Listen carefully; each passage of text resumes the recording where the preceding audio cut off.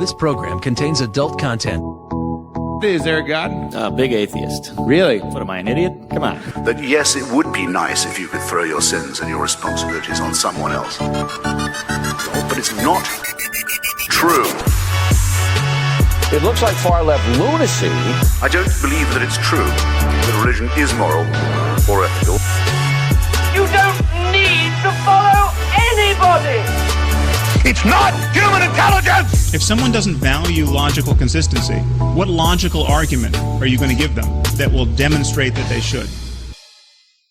Hello and welcome to the Godless Rebelution. Today is Wednesday, May 29th. This is episode... This is episode... Epidepa-eprin? 251. I'm Dan Ellis. I guess I'm Ryan Duffy. And I'm Matt. Yay! Yay, we're all three here. Yeah. Roll call's complete. We're recording today. Minutes are done. We're recording this week on Wednesday because stuff. Well, we had originally hoped that Tamel, the Taboo, would be able to join us, but alas, that did not come to pass. And then we've got shit going on later in the week. Friday, I am hoping to go to the Sun Trap and meet with the fabulous ladies from the Latter-day Lesbian podcast while they're in town. And then Saturday and Sunday will be the Pride Festival. Yep. So Friday was out for recording. Thursday was not good because you have dog training. Yeah. So that left tonight to record this episode for all of our wonderful fans out there. Same day that our episode from last week dropped. So yeah, we've not gotten any feedback on it yet or anything. But so we're recording today, and then our next show will be recorded Monday. So we're moving back like 2 days every 2 weeks, and then I have to edit it and get it out real quick, which should be okay. Well, technically, if we're recording earlier, it gives more time. Yeah, it gives a larger number of days in which to do it. But more of those days are filled with shit. Yeah, those days are all filled with stuffs going on. But it should be fine. It'll be great. It'll be just me being more busy still. That's fine. It's all good. What did you guys do over the last week? Well, since we last met, I've been at work. But oh yeah. So it was a holiday weekend, so everyone else had off, but I was at work. Mm-hmm. And I don't know if it's an accomplishment or not, but so... Did you unlock an achievement? Maybe. So Sunday when I was at work, I spent most of the day on the computer doing the proposal for the thing I was telling you about last week, which I'm not sharing anywhere just yet. Mm-hmm. And we're finishing all that stuff most of the day, writing that stuff up. Then my buddy told me about a show to watch around dinner time. So I was like, I'll go check that out, and went back to my room and we're finishing stuff up, working on Google Messenger. Did he tell you to watch it while you're eating dinner, or he told you while we were eating dinner? He said, "Hey, you should check this show out. It's pretty good. I've been watching it." I'm like, "Yeah, I'll give that a shot." So around 10 o'clock at night, I'm like, "I'll give this show a shot. Let's see what it's about." I got way too into it. What show is this? Animal Kingdom. It's a family that is basically they're like big time like robbers. Robbers? Like bank heists, stealing shit. So is the name of the show Animal Kingdom? Or name of the show is Animal Kingdom because these people don't follow any conventional rules of society whatsoever. And I started watching that around 10 o'clock. Do they live in a castle also? Almost. It's a really big place. It's almost like Point Break. It's like a modern version of Point Break because it's in California. Isn't there already a modern version of Point Break, or no? I thought they were going to redo it. Oh, they did redo it? Yeah. Okay. It was not fantastic. That's why I didn't hear about it. I just remember the original Keanu Reeves one. Yeah, not a good movie. But it has that vibe to it. They're a family of robbers, and so they're into adrenaline sports and stuff. Like a documentary? Or no, it's a TV show. It's a scripted show. Oh, okay. So it's totally fictional. Okay. But I finished 2 seasons of it. Wow. By Monday. How many episodes per season, and how long are the episodes? Hour-long episodes. There's 10 in season 1 and 13 in season 2. I don't think I slept Saturday night. Then it was or Sunday night, and then Monday was a down day because it was a holiday. So I literally just fucking binge watch the first 2 seasons. Where can this show be found? Is it on Amazon? Netflix It's or on. Amazon? Well, it's a TNT show, which me and my buddy were surprised about because there's a lot of tits and drugs and blood and violence in it. I like all those things. We're like, this is on TNT. Yeah. So like bloody violent tits. That's your favorite? I haven't seen any Yes. bloody violent tits yet. I mean, I guess if you strap some knives to them and they start swinging really good and cut someone up, that's bloody violent. Be a grindhouse. tits. Be a grindhouse. Yeah. I did not love your dance right there. Why not? I don't know. You looked a little bit like the Wild Bill Wild or Bill. Cowboy Bill or whatever from. Would you fuck me? Yeah, that one. Oh yeah. That one. It puts the lotion on his skin. Mhm. Yeah. I think maybe we'll close tonight's show with that song because that's a fun song.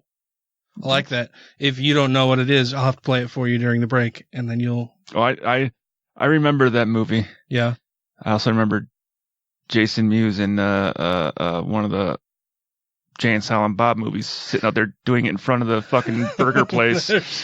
There's actually. Oh, it's Clerks 2. Clerks 2 is when he did it. Yeah, so there's 2 different songs that I could pick from. There's the one that is the song in the movie Where he's dancing and it's playing in the background. Yeah, and then there's a song about the movie and that scene. I don't know if I know that song. That's the one that I was thinking, and then I thought, oh no, Okay. I could also play but I'll show you during our break. Okay. Well, cool. So a lot of TV watching for you. Yep. It made this 3-day shift go by really fast. Animal Kingdom. I will have to check it out. Yeah, it wasn't bad. I got into it pretty hard. Well, we talked last week that I like violence. Yeah. I like violent shows. I like creative violence. It's creative and violent, and it somehow appeals to my ape brain man parts that I'm like, yes, crush them. It appeals to your penis? Something like that. Your man parts? My male violent tendencies, I think. Mm-hmm. Like the needs for the gladiator dates was watching people fight it out in the arena. Yeah. Yeah, give them thumbs up or thumbs down. Yeah, now we just have boxing. And MMA. And football. Football. Yeah, all but part of that. Yeah, but you don't get the blood and... I mean, there is blood, but it's usually covered up. That's where I'm like, when you get the blood and see the gore of someone's eye being completely swollen shut, their ear popping. I think it's still related to that instinct of just brute force. Of wartime, yeah. And, all that. Well, I guess football would be more like Revolutionary War tactics, old style war tactics, where you literally lined 2 sides up and you just kind of went at each other, and whoever had the most remaining or ran away first, That's why won. the Patriots always win. No, that's because of footballs that are deflated. Right, team? Yeah, because those are easier to throw. Yeah, easier to catch, maybe. Yeah, a little more grippy. Yeah, a little more give. 0.5 psi is worth 4 games. Anyway, apparently it was. Yeah, well. And you, sir? Well, Monday, Tuesday, Wednesday, I went to work and then got sacked. So no. Yeah. I'm not going to go into a whole bunch of detail, but the management and I had a differing opinion about what actually happened, and since they control the scenario, I was fired. They are the masters of that narrative. Yeah, they hold all the cards. Yep. Which sucks. The I'm winner sorry, writes man. the history. That just sucks. Yeah, it's a bad deal. Moving on to other stuff, hopefully better stuff. Yeah. So. Still no S-Banjo. Yeah. I'm not too broken up about it, but it's bad. Find something that's more fulfilling than people lying to you. But I did have some thoughts. I was thinking about different, like, convergent evolution and evolution generally, and I thought, why? Okay, so like in the case of Pakicetus to the toothed whales.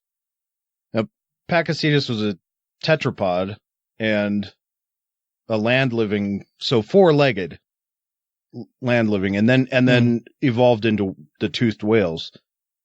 Why, if we know that for sure, why would God use the same body types, the same anatomy for different creatures like that exist in different environments? So why wouldn't he just create a whale that doesn't have vestigial rear legs?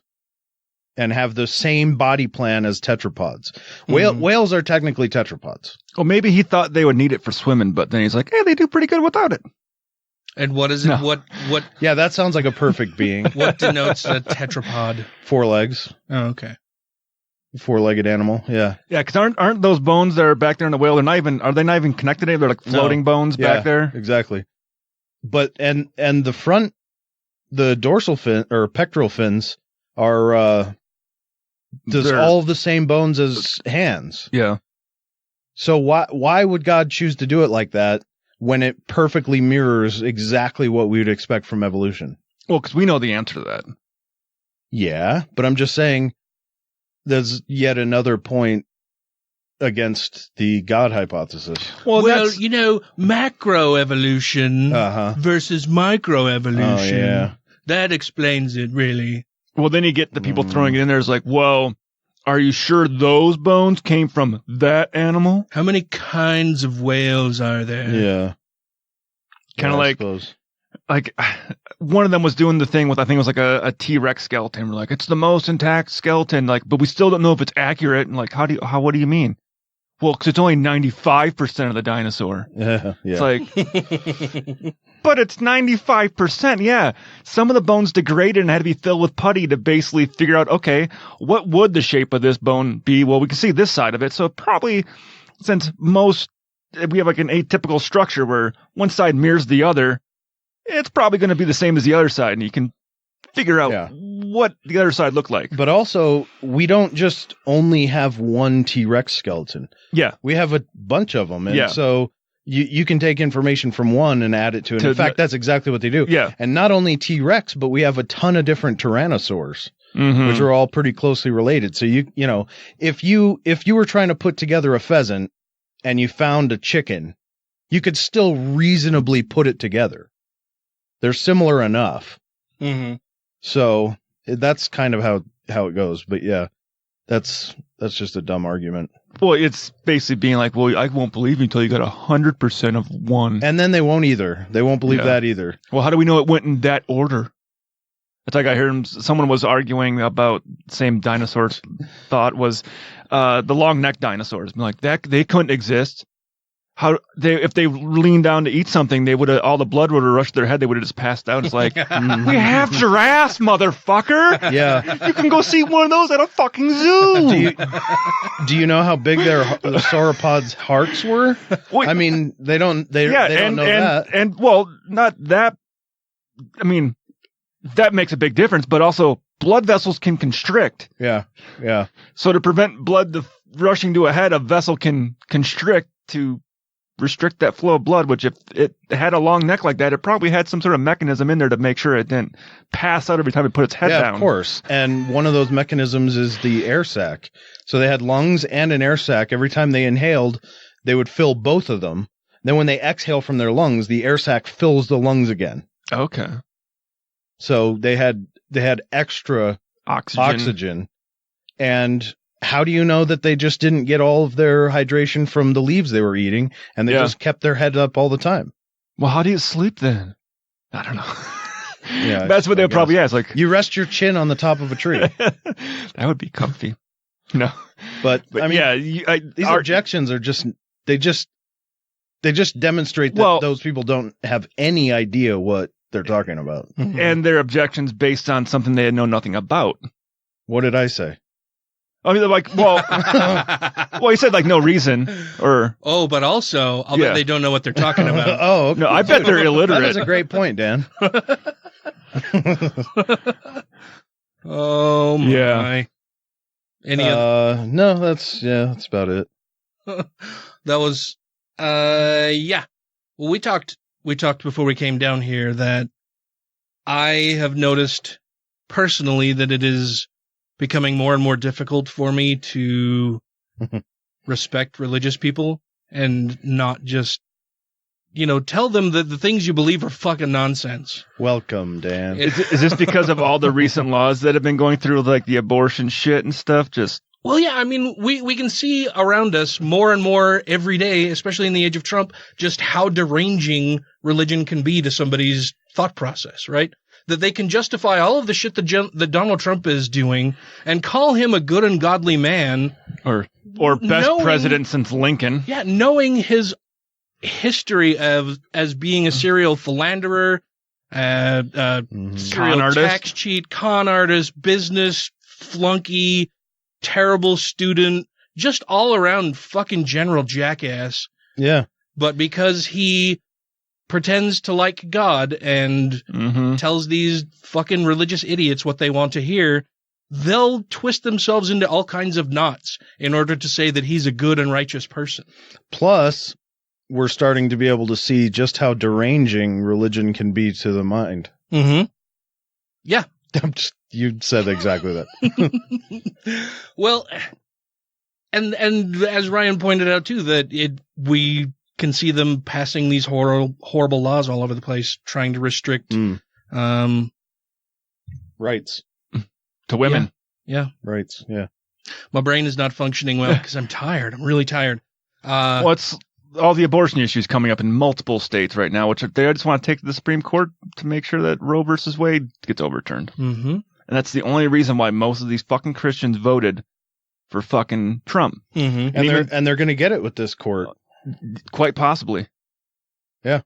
Which is also a sham because Trump never should have won in the first place, because we know now for sure that it was rigged and he was likely at least aware of it. Yeah. At the very least. What state was Roy Moore from? Alabama. So I think he still is from there. I would have left that fucking state if I was him. Well, he would still be from there even if he left it. But was he from there? Or did he just grow up there? I'm from Wisconsin. I'm not from Utah, but I'm in Utah. Yeah, but I could run for office here. I can say I'm from Utah. Okay. No, I don't know. Well, anyway, Roy Moore is wherever the most 13-year-olds are. Yeah. Getting more to the point, Trump had a big tweet thing he put out today saying that Roy Moore better not run for office because he's not a good candidate and he got his ass handed to him by the Republicans. And if a Republican doesn't get into office in Alabama, all the great stuff he's been doing for this country will be stripped away, like the abortion laws. Gross. I fucking hate that guy. He's just such a monster. He's a demonstrably harmful monster. I don't like him. I don't like him at all. I mean, I wonder how many abortions Trump has paid for. More than one, I would guess. Mm-hmm. Uh-huh. Well, and the majority of abortions that are had around the country are from Christian women. Yeah. They're given to Christian women. Of course, Christians are the overwhelming majority here in the United States, so that's not a huge surprise. Well, but it is a surprise because they shouldn't be doing it in the first place. Because of their views and the beliefs that they've decided to take on themselves. Yeah, and then try to legislate those rights away from even themselves in the future is fucking stupid. Well, I can't remember which state the guy was from, but they're saying one of the senators that voted for one of the abortion laws in one of the states was a person that had paid for an abortion in the past. Yeah, I think he still is. I've learned the error of my ways, and I just want to make sure that nobody makes the same mistakes I made. I've got to sort that out with God in the afterlife. Mm-hmm. So I really hate to have somebody else have to go through that. Like, all right, we can sort our own shit out. Thank you, sir. Our own shit. That sounds great. It makes me really frustrated that people don't see how ridiculous they sound and look when they do shit like this. I noticed yesterday while playing golf, I think one of the guys, well, the third that they put with my regular golf playing partner and myself, I believe was LDS, and I'm basing that on his Jesus jammies. Yeah, I think he was wearing some Jesus jammies. I think he had some garments on, and a couple times when I swore because I made a bad shot, and it's just an instinctual thing, you like backswing, forward swing, fuck. Yeah. it just comes out. Ah, God damn it. Fuck. Oh, shit. That was a terrible shot. Like it just comes out. It's not, oh, I'm going to say something really bad after I make this shot. And it was just his reaction a couple times after I used a quote unquote curse word that I noticed that when I'm in the presence of people like that, I do tend to moderate my speech and my actions and be more careful in what I say and do. And it really bothers me because he's the one with the stupid fucking religious beliefs. He's the one who believes in fucking nonsense, and I'm conforming because he believes in absurd fucking bullshit. Yeah. So now it's totally affecting your life. Yeah. That he took these things on himself. Yeah, and gives me bad looks when I use a word that sounds different than a word that he would use that means the same thing but just sounds different. Ah, fudge. You know what's funny about that too is like a fairly appropriate reaction would seem absolutely insane from you. Like, I mean, now that we know all of the, you know what I'm saying? Like, now that we know all this information, if you went up to the tee and swung and you had let's say you had a pretty bad slice and you go, fuck. And then he tries to roll his eyes and you go, no. You don't do that. These are your rules. You'd look like a fucking crazy person. Even though that would be something you probably should be able to do. Well, yeah. So it just kind of tied in with a bunch of different stuff that I've noticed over the past few days.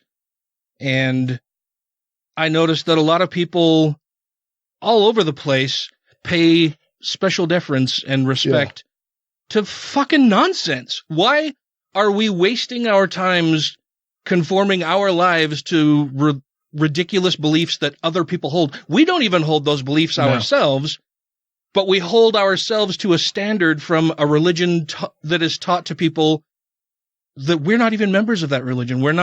We don't go to their churches. We don't have those same beliefs, and we can point out how fucking ridiculous and backward a lot of those beliefs are, but we still conform to those beliefs when in the presence of people who believe these demonstrably stupid things. Yeah, we need to get to a point where people are embarrassed to admit in public that they're religious.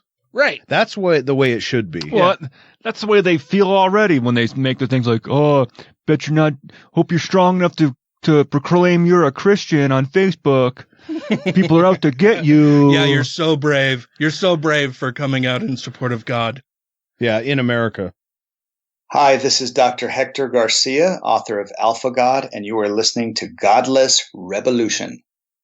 So I changed my theology 1,000 times. I mean, by the time the last God I believed in, Seth, was the greatest God in the world. He was so wonderful. He agreed with everything I cared about. He was so nice. He wasn't sending anybody to hell. He wasn't responsible for any evil thing. And the problem is that like I was in love with that God until I realized, of course, like if God and you agree that much, it's maybe because you invented him.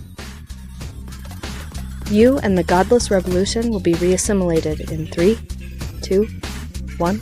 I haven't talked about my son a lot on the show. I talk about how awesome he is and how intelligent he is and how we should get him on here how sometime. Funny and that I'd like to have him on the show and just talk about physics and math and stuff because he's really fucking smart about that stuff. A lot smarter about that stuff than I am. Me too. Me too. But I don't talk about his private life or my other child's private life a whole lot. Still adjusting to the trans to the trans stuff. Anyway, so my son, and it's weird that I even have to say this, but he came out publicly yesterday on Facebook.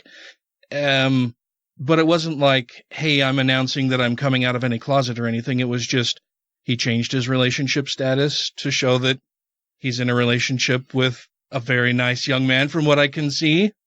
I haven't met him yet, but I hope to very soon. And in my, I saw this after I had been golfing and had realized, I had this little epiphany while I was out golfing that why am I conforming to somebody else's religious beliefs, especially in a free country where I, am ostensibly able to worship or not worship as I please. Well, yeah, legally, but it's not exactly a socially free country. Yeah. Yeah, you pay social consequences for not adhering to these ridiculous norms of not cursing in public, of being reverent, of, being respectful of other people's stupid fucking beliefs about shit. When, in a sane world, I should be able to be up at the tee box, hit a terrible shot and say, God damn it, that motherfucking ball is bullshit. Fuck all of this and blah, blah, blah. I should be able to say all that and everybody would go, well, maybe you should calm down a little bit. Like it was not that big deal.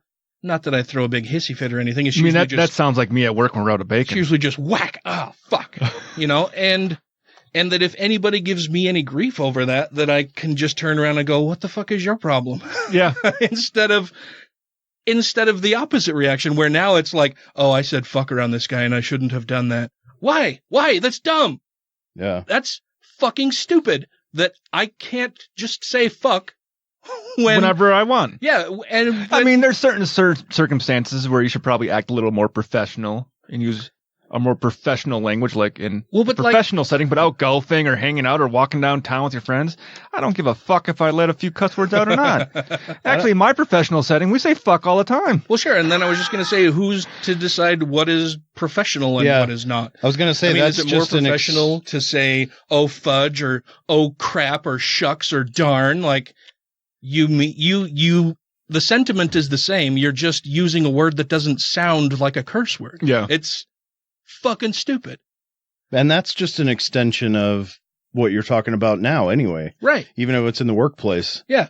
And the other thing is about being public, like expressing your public disagreement with mouth sounds, is that in a way they're saying, oh, I'm so much better than you. Yeah. Cause I don't have to use bad words. Or it's just that I don't use them and they're bad and you do. Or I replace my bad words with why okay else words. would they scoff at it? Yeah. Except for that they want to make sure that you know that they saw or heard you do that. Right? But then, like I say, they still have the same sentiment about different stuff, but instead of saying shit, it's oh crap. Yeah. Or instead of fuck, it's oh frick. I've heard people say frickin' ball. Crap as a cuss word before. Yeah. Like what? Oh yeah, I remember when I was teeny tiny and my family was out at a family reunion in Logan Canyon, and all of us kids were playing together and we're doing stupid kid stuff, jumping on tables and doing whatever. And I said, oh my gosh, about something, and I was admonished by one of my LDS family members that I shouldn't say gosh, because it sounds too much like God. I almost took the Lord's name in vain by saying gosh. Like, I don't understand how people are so fixed and rigid in believing in such fucking stupid things.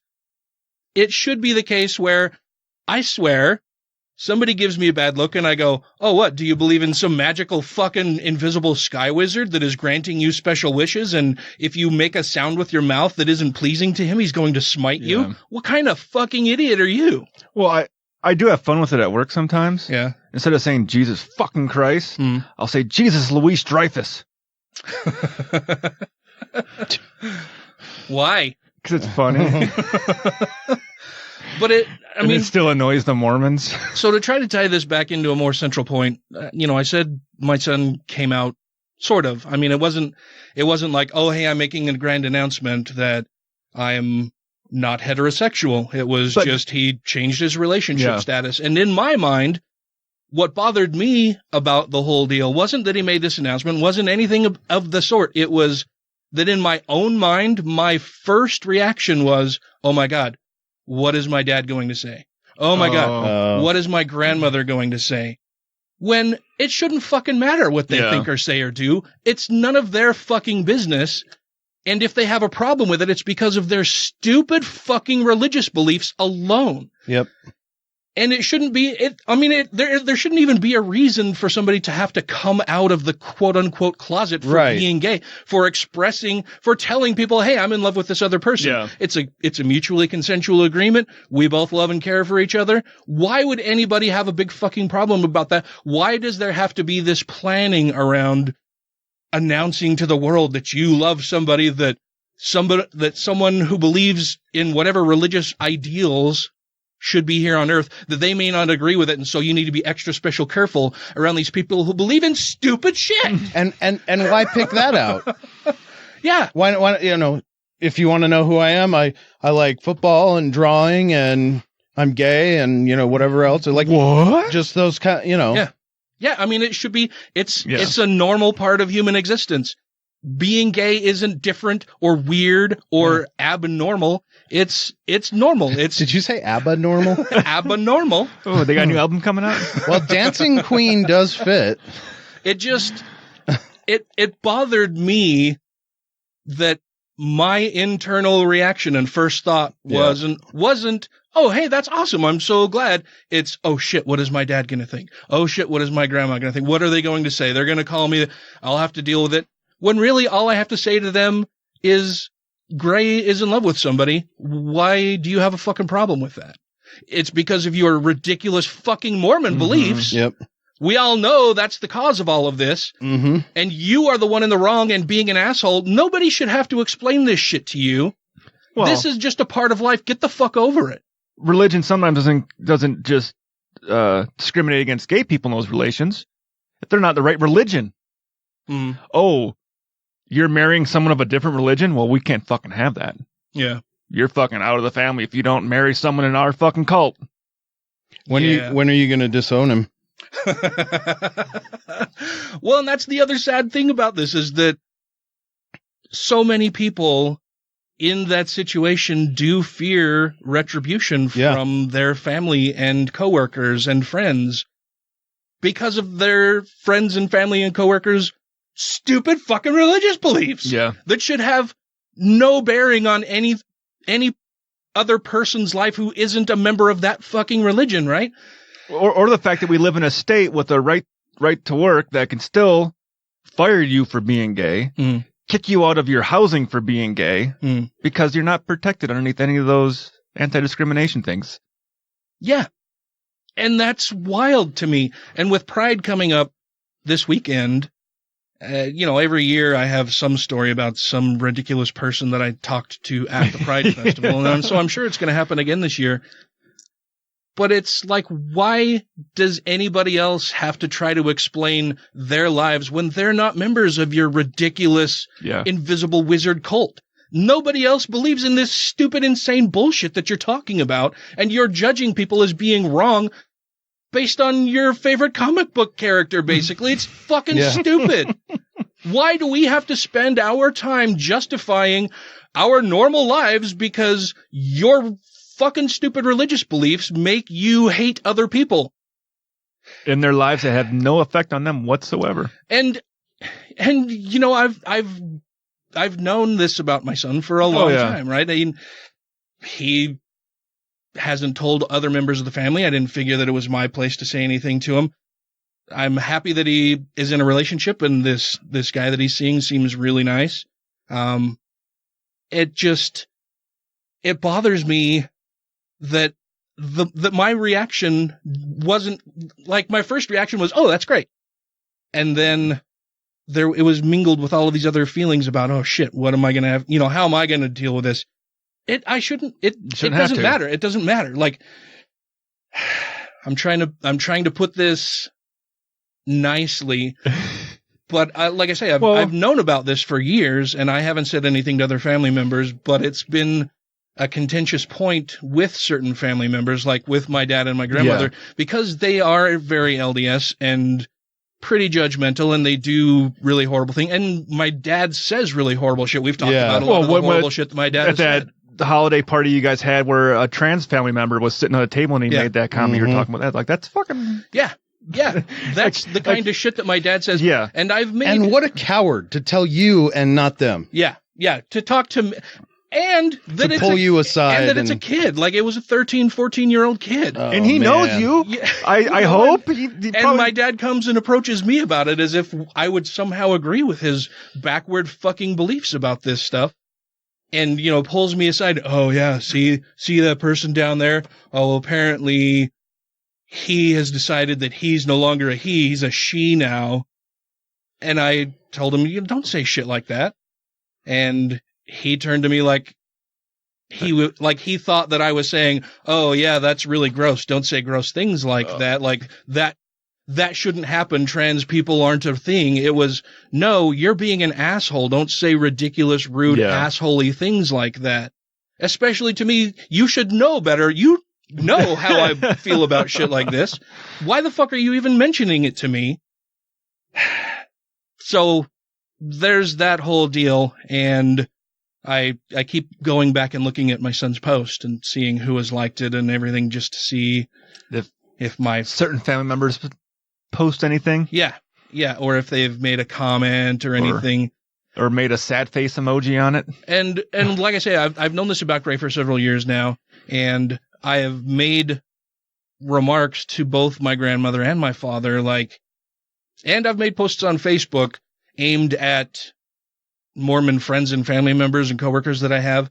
When I hear Mormons saying awful things about the LGBTQ community and pointing out that, hey, when you say that shit around members of your family, you need to realize that I know a lot more about the members of your family than you do, because they come and they talk to me about it.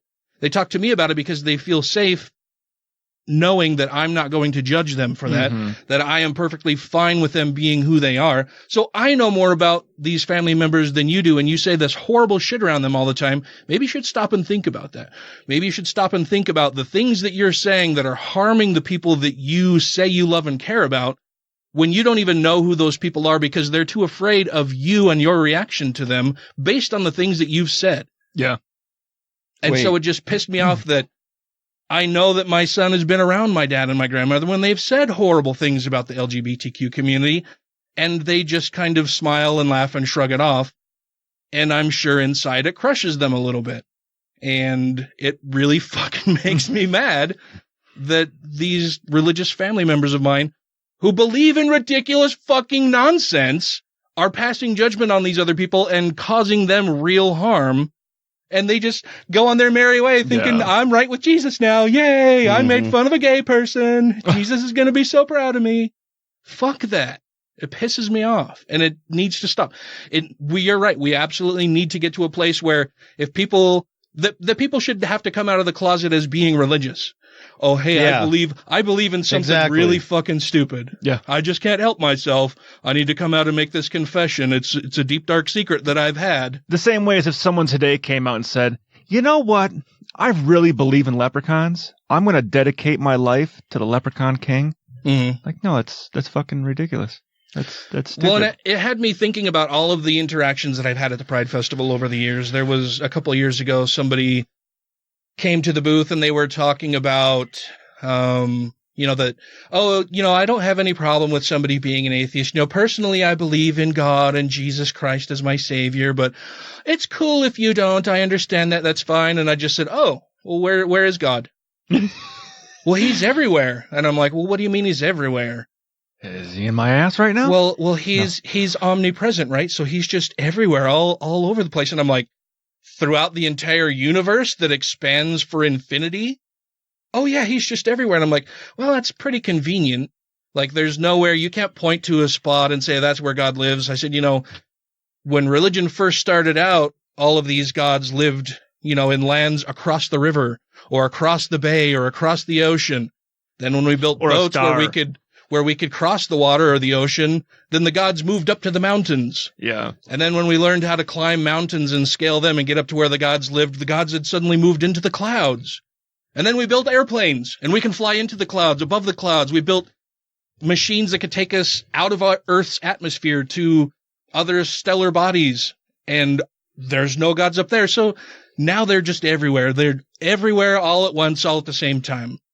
Invisible. Yeah, the narrative of where these gods live changes according to where we can go and investigate. Oh, really? Does the god live there? Let's go and find out. Let's go visit him. Well, at least the Mormons still say he's on Kolob or whatever, or the star next to Kolob or something. Yeah. Yeah. So at least they give an actual definitive location.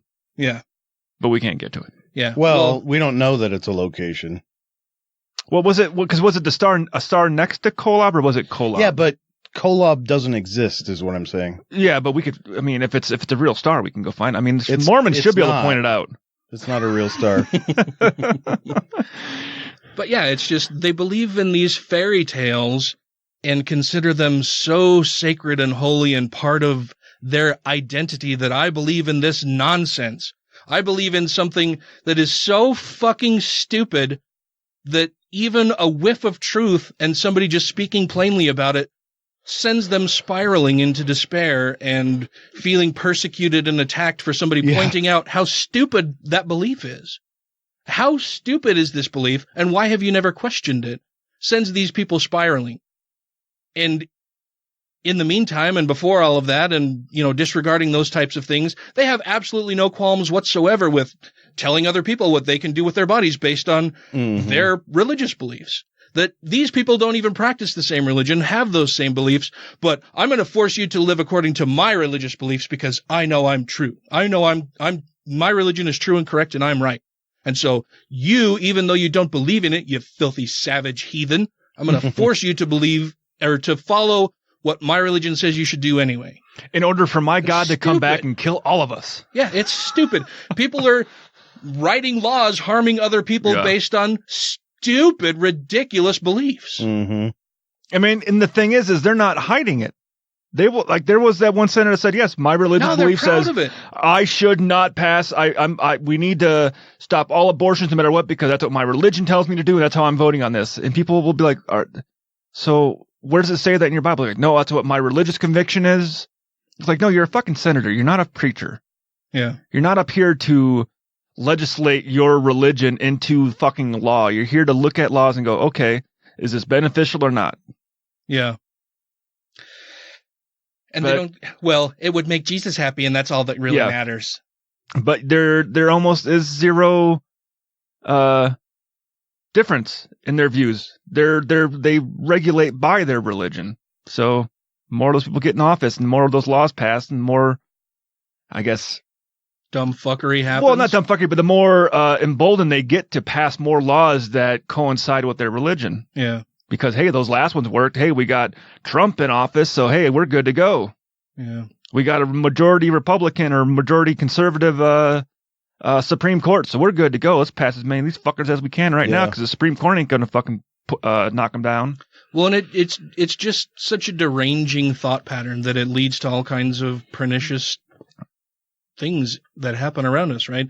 They pass laws that are based on false information, bad data, and it doesn't matter to them because in their mind it's what Jesus or God wants. And so, evidence be damned, because the environment certainly can't be destroyed. God would step in and save us. He's not going to allow us to destroy everything. And if he did allow us to destroy everything, well, then that's just part of his plan. So it'll all work out in the end. It doesn't really matter. So let's suck all that freedom oil out of the ground. And which is a weird twist, right? Because it's almost like religious people are nihilists to a point themselves, because it's like, well, it doesn't really matter what we do because God would always be there to save us.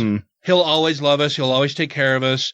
We can't destroy anything really that badly, so it doesn't really matter what we do. It doesn't matter if we work to fix it or not, because if we don't fix it, well, God will step in. And if he doesn't step in and it's ruined, well, then the second coming happens, and no matter, we'll all be lifted up to heaven. Well, it's righteous ones anyway, and all of you filthy sinners will be burning in hell forever, and I'm going to smile on that day. And where does that leave room for their libertarian free will? Nowhere. Yeah. That's the other thing, too. It's like they just don't stop for even a second to examine their own beliefs and how they contradict one another. And just how fucking stupid they are. They're so fucking stupid. A lot of these religious beliefs are just so wild and crazy and ridiculous. Well, I heard there's no sex in heaven now, so I'm going straight to hell anyway. Wait, what do you mean now? Or ever? I don't know. Like, I guess, because someone had... Well, not for mortals anyway. Mormon God has sex where he lives. Yeah, but you're not allowed to. He's a god. He births spirit babies. Only God can have the sex. When I hear that the Mormon God is having spirit babies up there, all I can think of is standing by a cliff over the earth and just fucking jizzing on it. Sprinkling my seed. Just jerking off on the side of a cliff, just letting it sprinkle all through the universe down into Earth. That's a interesting way to look at it. I mean, he's God. He's got to deliver the baby somehow. Yeah. Spreading my seed. But no, there's it's not. You shouldn't be ashamed of your gay fantasies. No, I'm not. I have a painting of that on the wall. Yeah. Oh yeah. Okay. Yeah. Cool. Did Matt draw it for you? No, so it looks horrible. Yeah. It just looks like a fucking kid peeing. It's just a stick figure on a tennis ball. It's a stick figure with like a little rounded hill. Something approximating a phallus. Yeah. With something approximating a hand gripping it. little And the motion approximations are not to scale. Anyway, those were my thoughts for this week. All right. I'm just very frustrated. Interesting. And I'm looking forward to Pride and talking to probably some mama dragons or some Christian believers or some right-wing lunatics or, maybe one person that all of that is rolled up into one little nut bar. Whenever I sat there at the booth at the Ask an Atheist thing, I got people having fun questions like, what's your favorite dinosaur? Yeah. Because they go, what can we ask him? Like, ask me anything. And they would just ask me stupid questions. Or people that had like, yeah, I used to be Mormon, or I used to be part of this, and I kind of left it, and I like tell them their story. I'm like, I wanted the person to come and be like, you fucking sinner. And I'm like, okay, let's have a talk. Yeah. Well, and I try to be pretty diplomatic at the Pride Festival. I mean, unless the person is being really belligerent and it's gone on long enough and I'm just like, get the fuck away from me. I give as good as I get, I guess. Like if they're cordial and nice, then I react in a similar fashion. If they come in, just mirror their reactions with their God guns blazing and hell fury and fire behind them, then you bring out the fucks. Yeah. And I'm like, I don't give any fucks about you. Go the fuck away. All right, well, we have some other stuff to cover this evening, so we'll get to that after the break. And I still have to show you that song. So yes. We'll do that. All right. Hey, gang, this is Jack Materko from For Infernal Use Only and the Naked Diner podcast, and you are listening to the Godless Rebelution. Religions undermine respect for evidence. Religions harm societies by disfavoring evidence in favor of faith, preferring mass hysteria, superstition, priestly authority, and the propagation of beliefs by cultural conditioning over controlled, careful, circumspect, public, unbiased inspection. Thank you to everybody who has rated the show on iTunes and Stitcher and are following us on YouTube, Twitter, and Facebook. And to all our Patreon patrons, you make the show possible. We have some news items to cover, but before we do, I forgot during our little intro because I just got so flummoxed and upset with all of the other bullshit going on. There's been some good news. Yay! Our friend Jack Materko from the Naked Diner podcast. He's been a guest on this show. He also writes the For Infernal Use Only blog over at Pathos.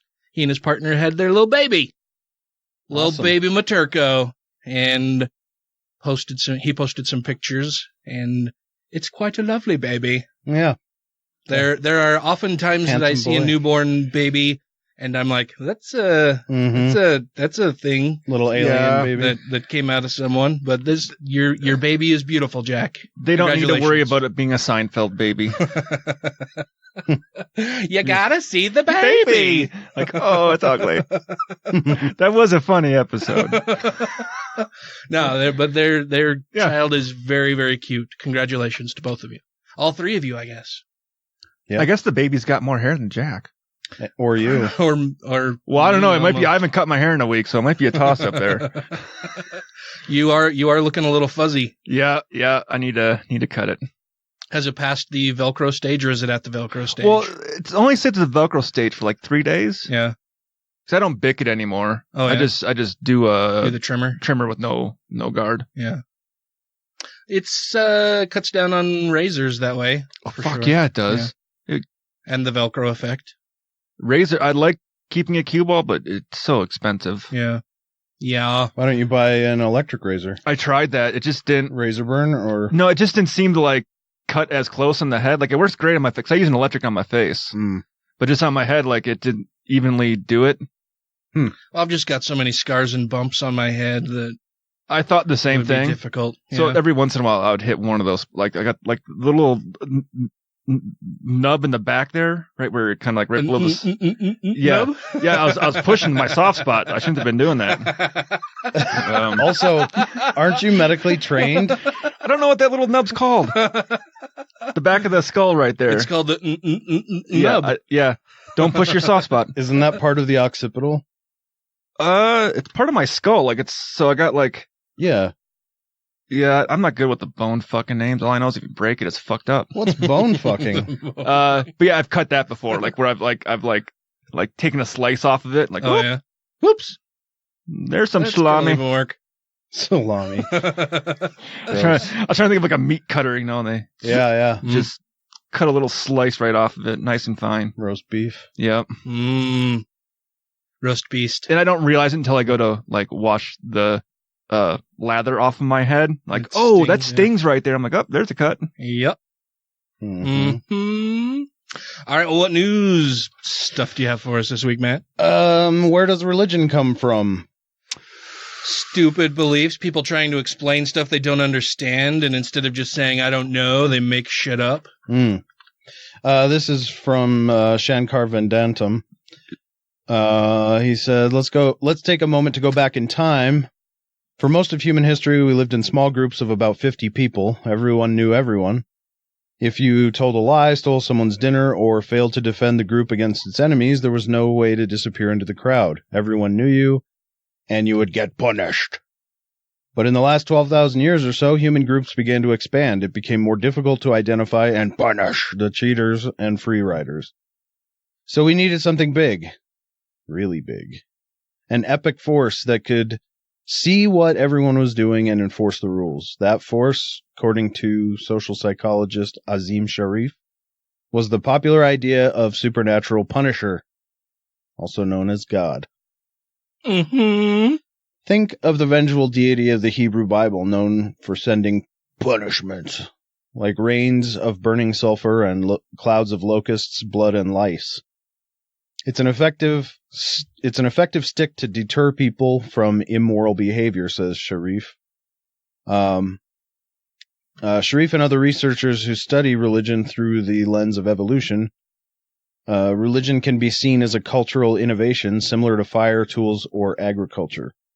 He says the vibrant panoply of religious rituals and beliefs we see today, including the popular belief in a punishing God, emerged in different societies at different times as mechanisms to help us survive as a species. Thoughts? I was thinking, I would almost think that the early Homo sapiens would have had maybe not like a god like we think of it, but a god image to explain things. So that image of God would have just evolved over time as well to being the creator of everything. So early on, maybe it was like, okay, hey, what causes the lightning? Right. Fuck if I know. There must be something up there doing it. It's this guy doing it. And that just evolves into what we now have as Zeus. Or, gods. Right. So I would say that God probably came from fear.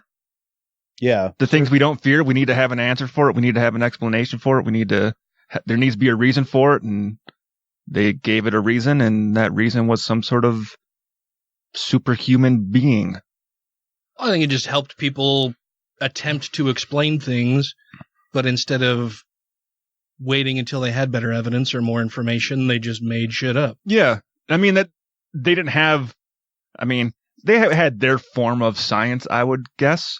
Yeah. Not like the method being like, hey, if I do this and this, it does this. And if I it keeps happening. Oh, this works.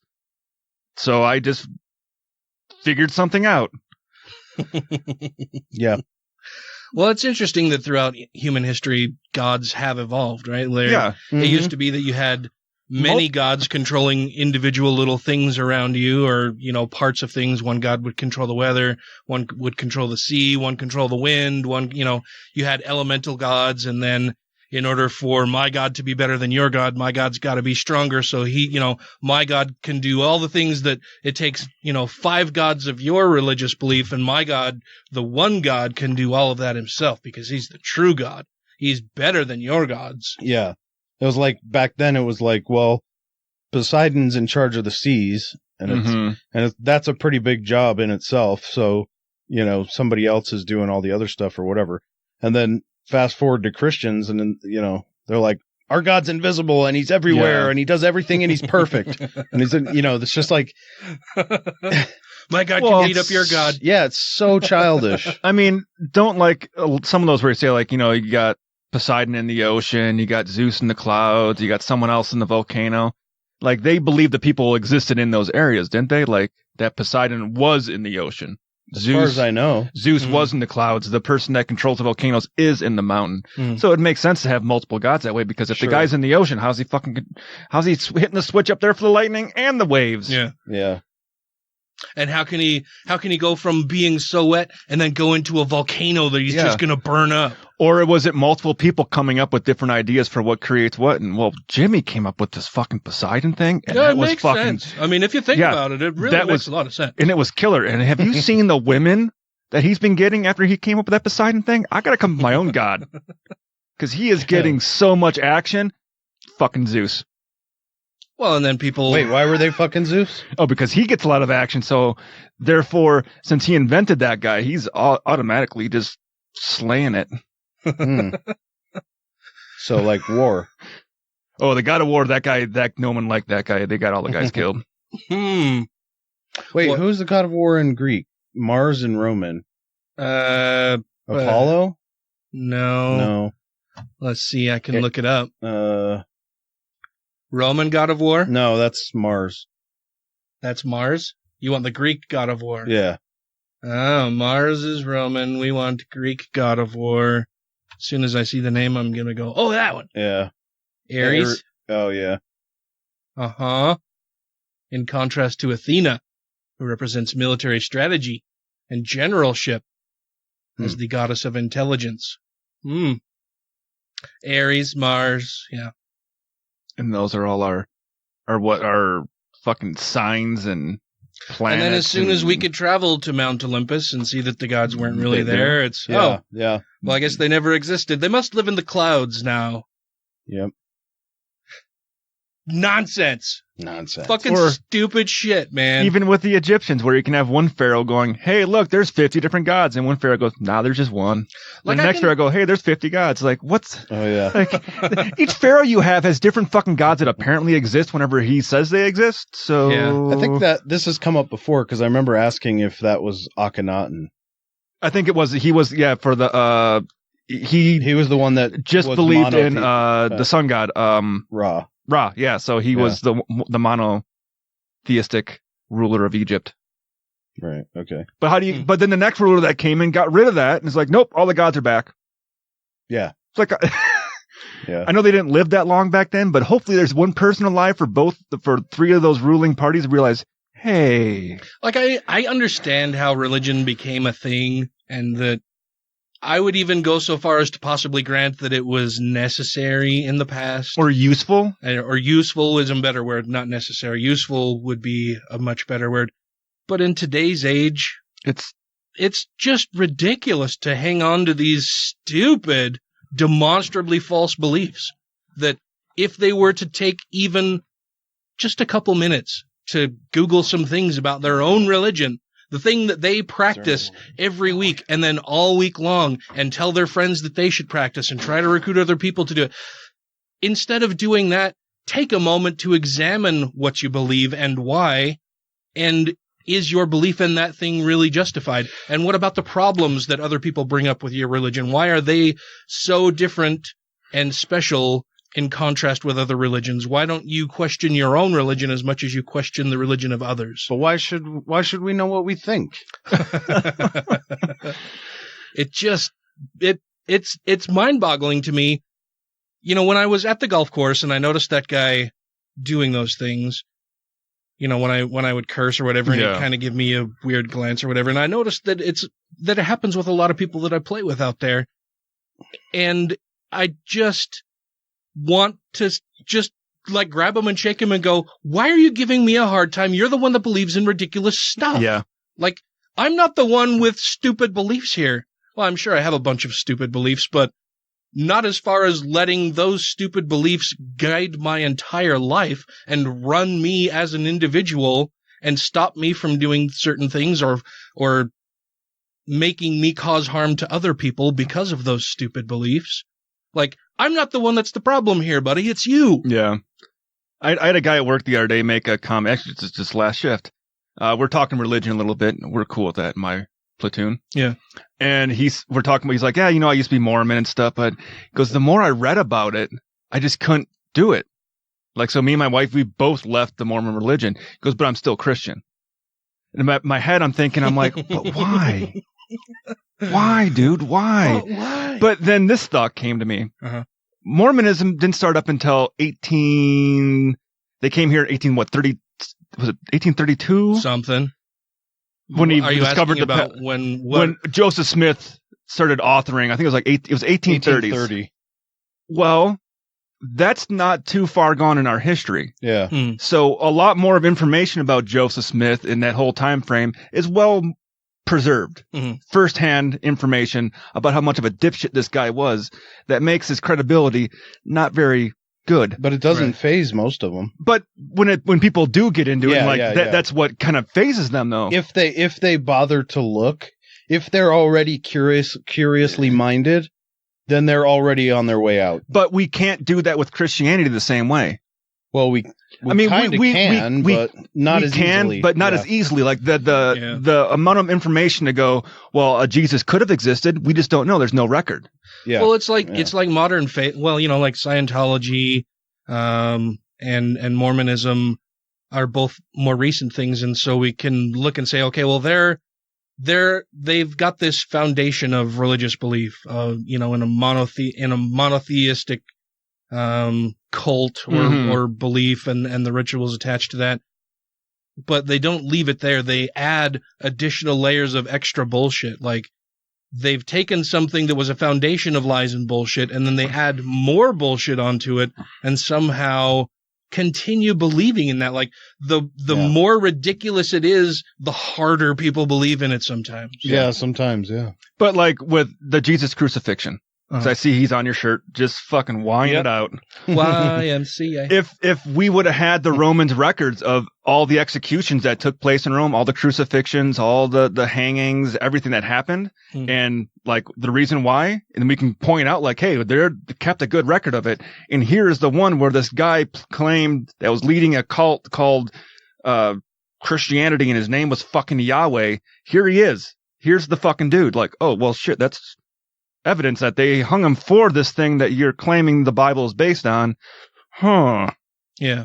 Well, but even then, but the resurrection part of it. Well, and even if you were to grant that there was we can't grant that he's a god, wandering nomadic Jew who was preaching to people, that still doesn't get you to a belief in a god. No, it doesn't. It would get you to a point of, okay, well, maybe this guy existed and he did these things. It doesn't get you to a god. Claims, but that still is no evidence for proof of a god. But like that's what faith is for. But like with Joseph Smith, we can show you the exact fucking spot where he was killed.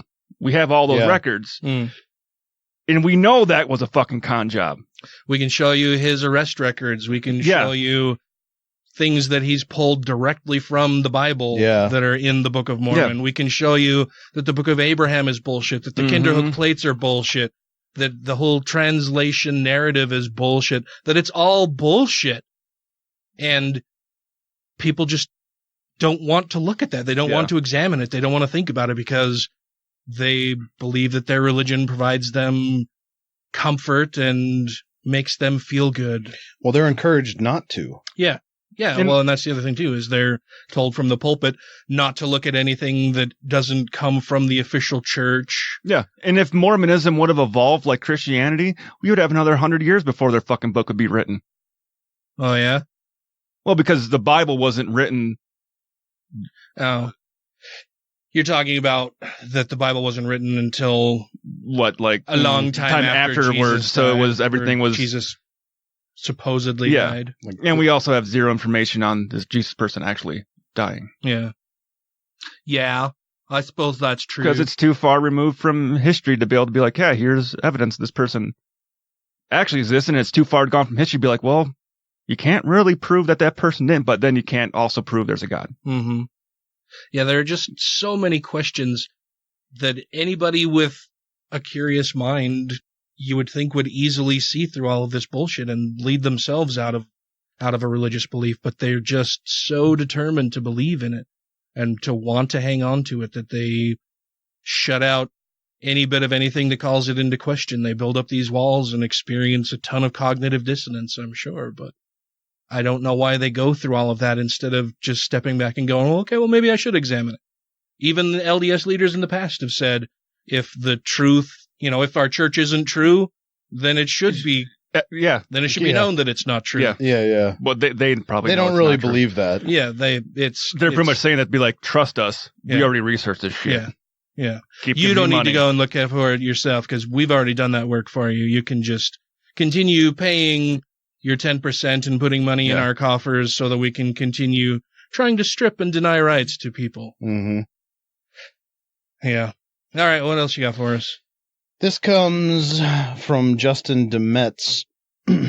About 6 months out from the first Democratic presidential primaries and caucuses, the hot commodity in the race is Mayor Pete Buttigieg. Yep. I was going to talk to you guys about him before the show, and we can talk about him during this, too, because it kind of fits in with the whole theme of people believing stupid things. And Uh-oh. But I like Pete. Yeah. I'm very bothered by his whole Christian thing, like, you're a gay guy who spouts that you are a believing Christian and somehow you can work that into your, like, I don't understand how that works out. It shouldn't how is that a thing? And especially because you seem like a fairly intelligent guy. How does this work? How do you make it work that you can be a gay person knowing that the Christian religion in general in the Bible says that you should be stoned. You should be dragged out into the road and have rocks thrown at you until you are dead because you're gay. And somehow you can hold those two things in your head at the same time and not be a basket case. I don't understand how that works. Yeah. Mayor Pete is young, exciting, gay, thoughtful, and seemingly the front runner for the nomination, whatever that means in May the year before the election year. Yeah. He's also notably very open about his Christian faith and his home in the Episcopal Church.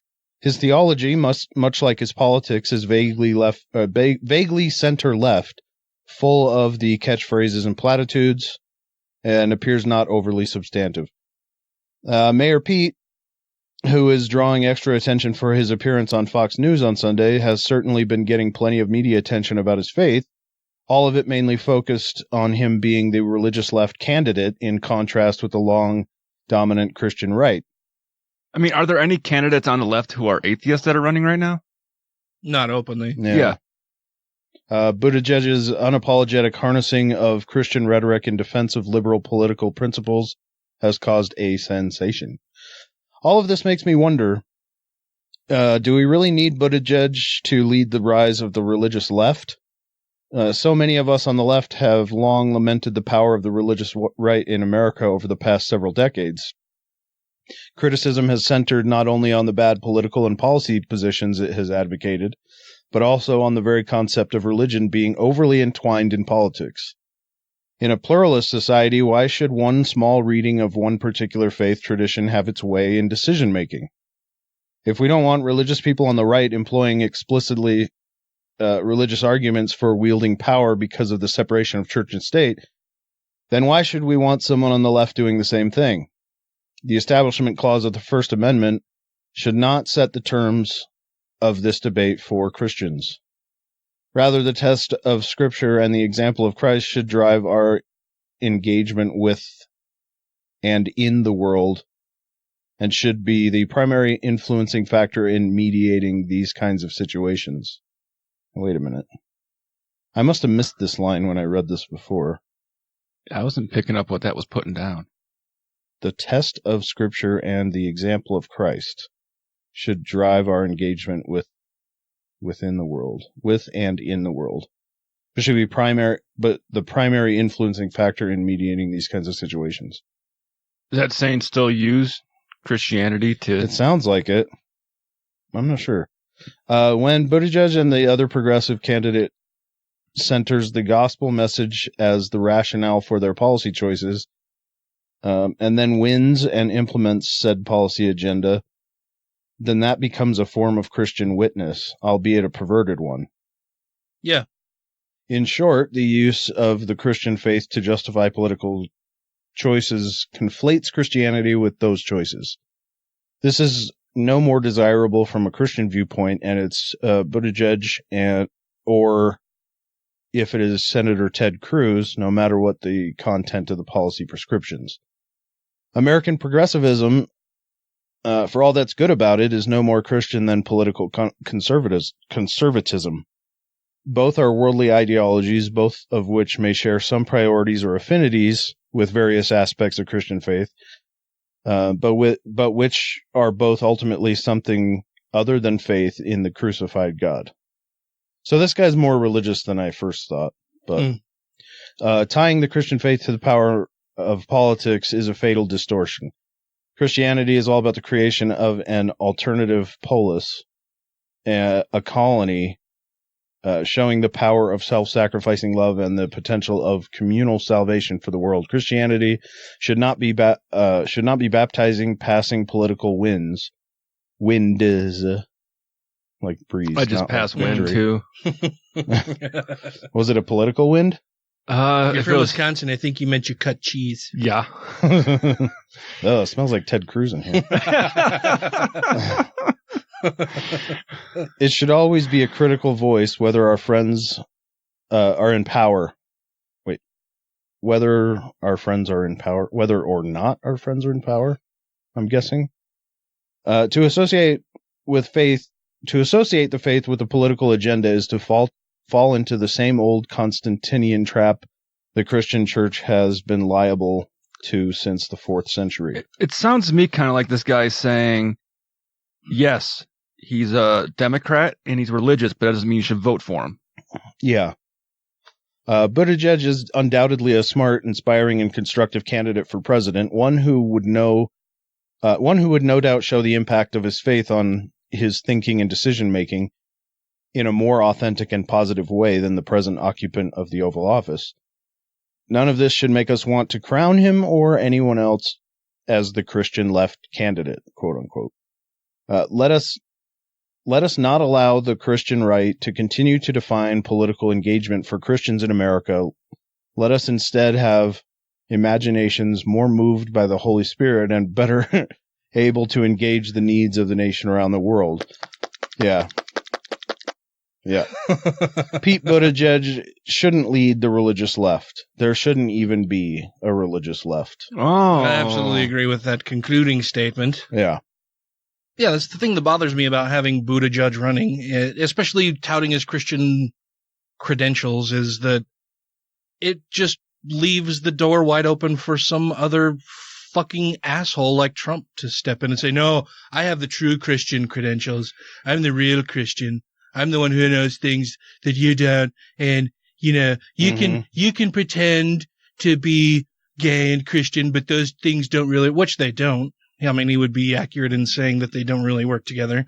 But being Christian and being Republican don't coincide with a lot of their shit either. Yeah, they're really schizophrenic in a lot of the things that they believe and do and stuff like that. But it bothers me that a politician's religious beliefs, as long as those religious beliefs don't actively harm people, should have nothing to do with their political position. Shouldn't have anything to do with it, but as our political atmosphere and majority of this country, it tends to play a lot larger role. Yeah. Are you more worried about the debates turning into who's a better Christian?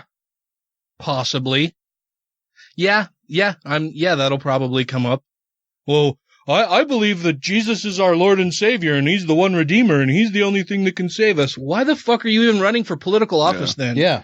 Well, I would say, I think in the primaries, I don't think it would be a big issue on the Democratic primaries.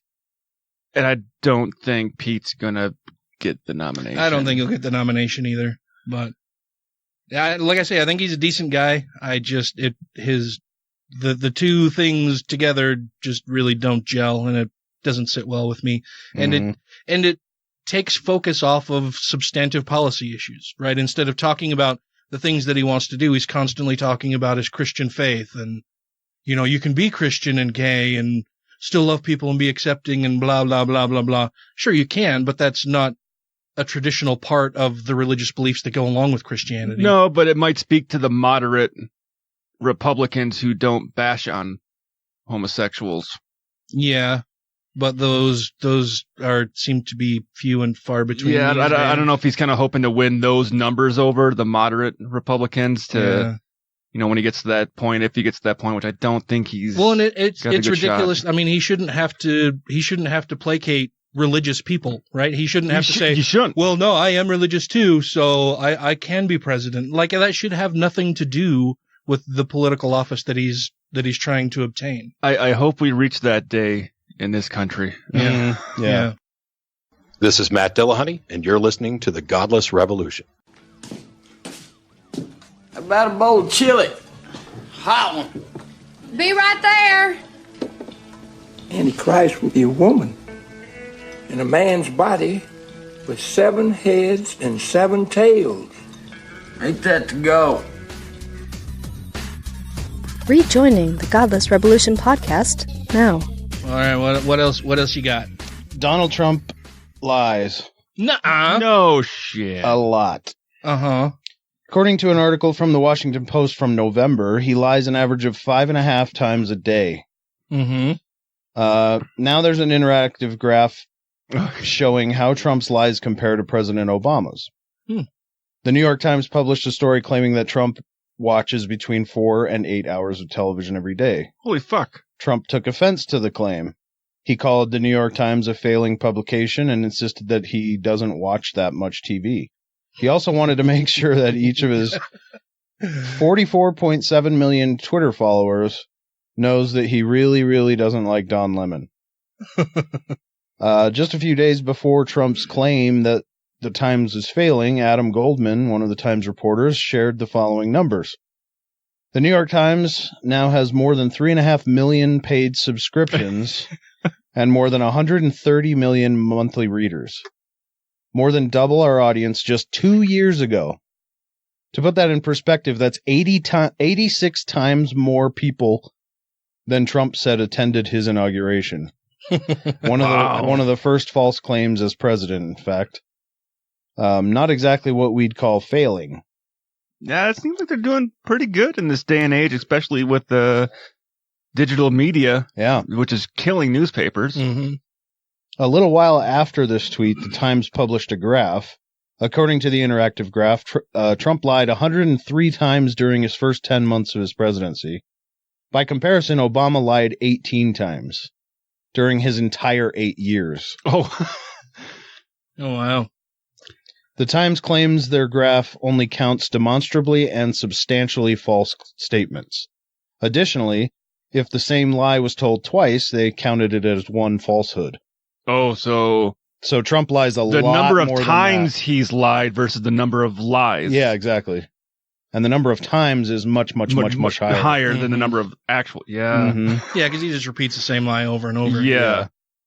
According to another report by the Times, Trump told a public lie or falsehood every single day for the first 40 days of his presidency. What kind of lies are we talking about here? Let's review a few of Trump's lies first. Trump's first lie, according to the graph, occurred on January 21st, 2017, his first full day in office, that he wasn't a fan of Iraq. I didn't want to go into Iraq, Trump claimed. In reality, he was originally in support of an invasion. Yep. Then there are the lies about the inauguration attendance. Mm-hmm. The audience was the biggest ever. I thought that was going to be the first one. And the 3 to 5 million illegal votes that kept him from winning the popular vote. Yeah. No evidence of illegal voting exists.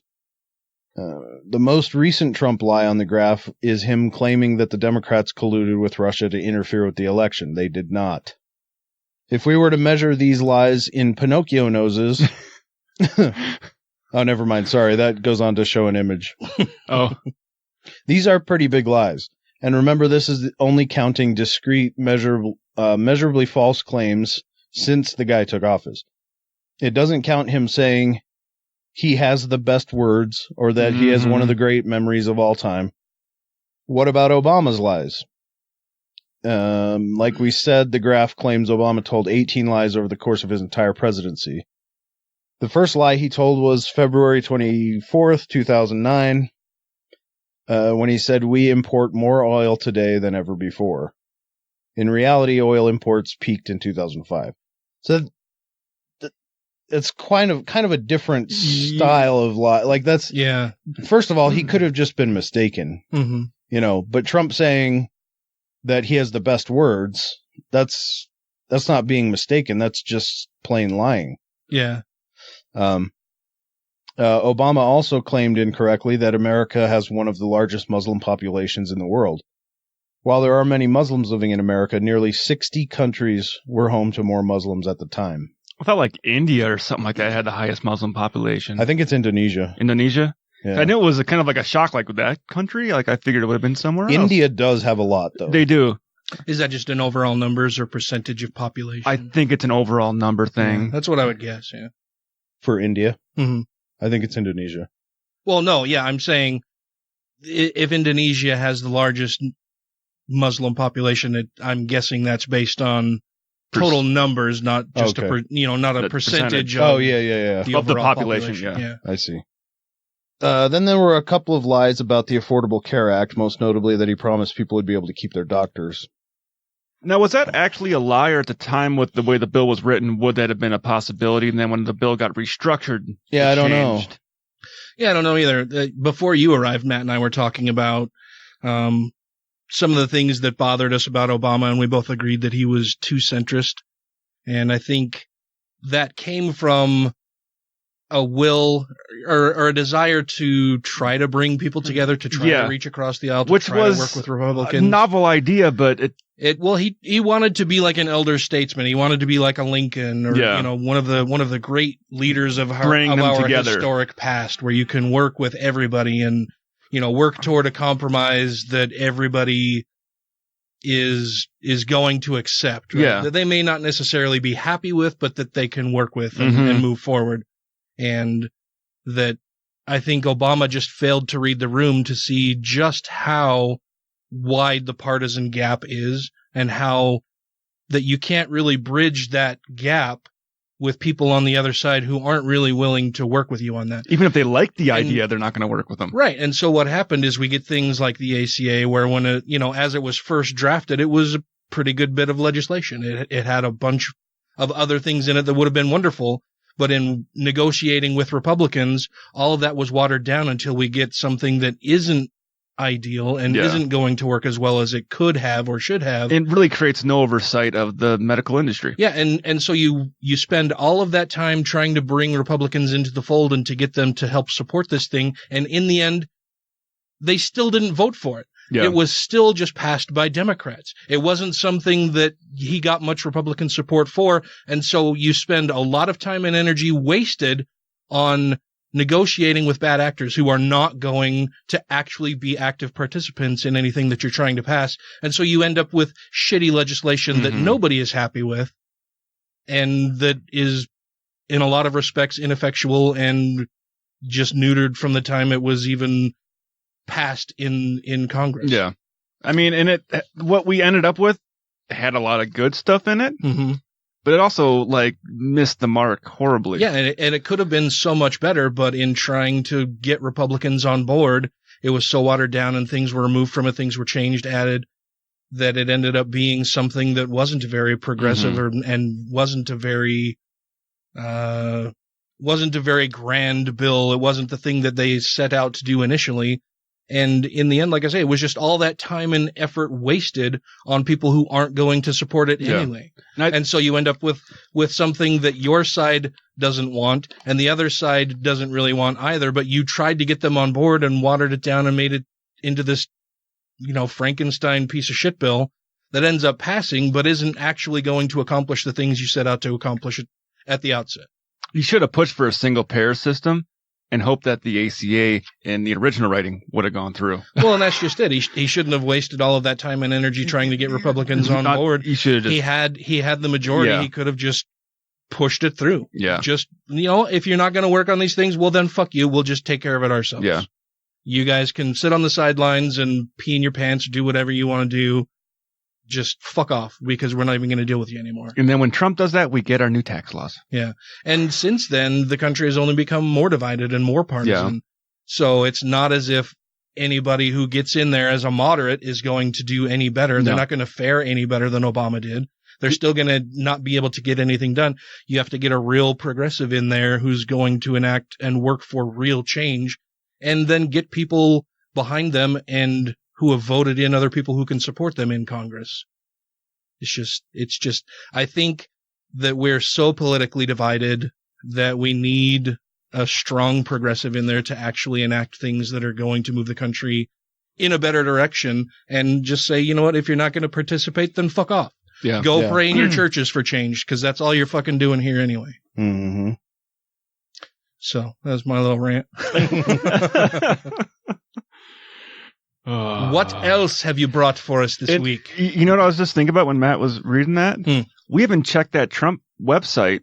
That guy that was writing something like what Trump says every day, or was it what Trump? Oh yeah, he was just chronicling all of the ridiculous things that Trump was saying. I'll have to see if I can find that again. I wonder if that's still going. Possibly. I don't know. I haven't looked at it for a few months now. Yeah. Do you guys know about the Einstein quote that God doesn't roll dice or whatever? Sounds familiar. So he said that, and meaning that space and the universe, not just chance. Yeah, it's not just completely chance. So religious people use that all the time. Well, Einstein said that there's a God and all that, or he was a believer. But they just, first of all, it's an appeal to authority, right? Because he's a famed mathematician who they figure was an atheist most of his life. And wasn't Einstein actually Jewish? Yeah. Mm-hmm. Yeah. Well, a letter written by Albert Einstein that questions religion is expected to get up to 1.5 million at an auction. And the so-called God letter, written in 1954, will be auctioned by Christie's in New York. This has no doubt already happened. I think this is an this was a little while ago, but I remember when this was going on. Yeah.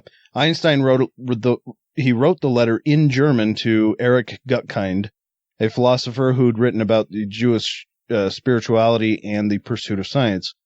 Einstein said that while he gladly belonged to the Jewish people, he believed the religion, like all other religions, is an incarnation of the most childish superstitions. Yep.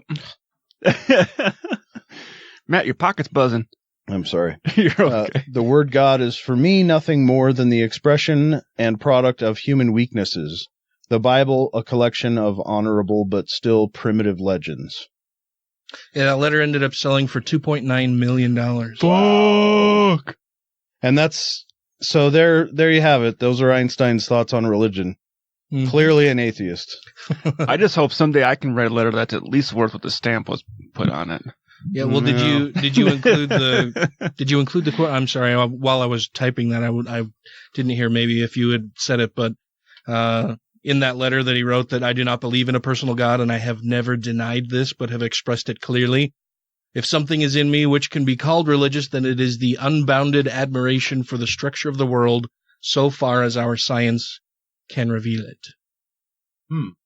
Science, bitches. Not, I think that there was some magical being who came and made everything and then fucked off. Or you sound like that character on Jimmy Neutron. What was his name? I don't know. The chubby kid?